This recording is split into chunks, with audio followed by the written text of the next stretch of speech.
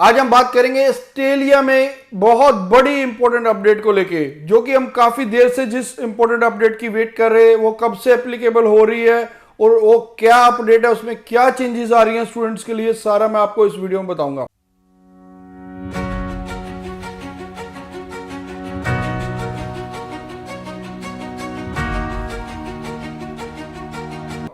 Hello everyone, मैं Kapil Bhatia bells overseas से।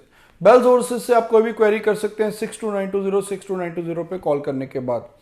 तो ऑस्ट्रेलिया में जो बहुत बड़ी अपडेट है वो ये है कि जीएसटी, जिसकी कि बहुत देर से हम बात कर रहे थे पिछले 6 महीनों से कि वो एप्लीकेबल होने जा रहा है, वो एप्लीकेबल हो रहा है 23 ऑफ मार्च से। यानी कि जिनकी भी फाइल 23 मार्च या उसके बाद लगेगी उनको अब अपनी एसओपी नहीं भेजनी है। वहाँ एसओपी की कोई जरूरत नहीं है, स्टेटमेंट ऑफ पर्पस की। वहाँ पर वो आपसे क्वेश्चंस पूछे जाएंगे।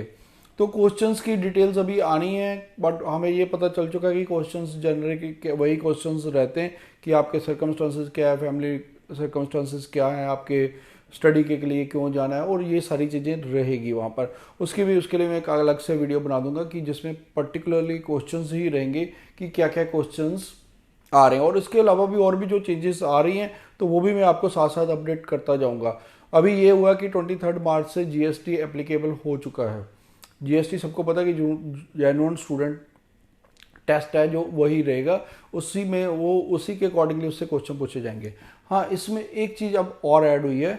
उसमें ये ऐड हुआ है कि एक स्टूडेंट को डिक्लेरेशन फॉर्म साइन करना पड़ेगा, स्टूडेंट को एक डिक्लेरेशन देना पड़ेगा जिसमें उन्होंने ये मेंशन किया कि अगर आपकी कोई भी चेंज आती है सर्कमस्टांसेस में तो वो आप हाई कमीशन को इन्फॉर्म करेंगे, डिपार्टमेंट ऑफ होम अफेयर्स को उसको इन्फॉर्म करेंगे। और उसमें ये भी डिक्लेरेशन में साथ में लिया जाएगा कि हम समझते हैं कि जो लॉन्ग स्टे की ऑप्शंस हैं सभी को पीआर नहीं मिलती, सभी ग्रेजुएट्स को, तो जिनको नहीं मिलती तो वो लॉफुली ऑस्ट्रेलिया को छोड़ देंगे। तो यहाँ पर ये भी वो पहले से डिक्लेरेशन लेंगे। बट अब ये है कि उसमें उन्होंने जो अब ये जीएसटी का सिस्टम बनाया वो इस हिसाब से बनाया है, उसमें जो भी स्टूडेंट्स जा रहे हैं, अगर स्टूडेंट्स अपना कोई भी कैटेगरी से और चेंज करते हैं तो वो भी सारी मेंशन करनी पड़ेगी स्टूडेंट्स को। तो वो मेंशन करनी जरूरी हो जाएगी, यानी कि जो अगर कोई विजिटर वीज़ा से भी चेंज करते हैं, क्योंकि उन्होंने उसमें कॉलम बनाया हुआ है कि आपका क्या, आपके पास कोई और भी वीज़ा है ऑस्ट्रेलिया का इसके अलावा, तो जो आपको वो फॉर्म फिलअप करना पड़ेगा। अदरवाइज आपको पता है कि अगर हम कोई भी इन्फॉर्मेशन नहीं भरते तो वहाँ मिस रिप्रेजेंटेशन का हमारे ऊपर केस डलता है।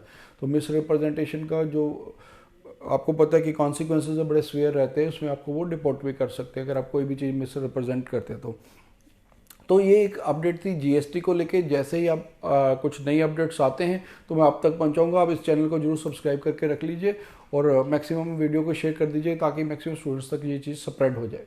Bells Overseas, the sound of your future.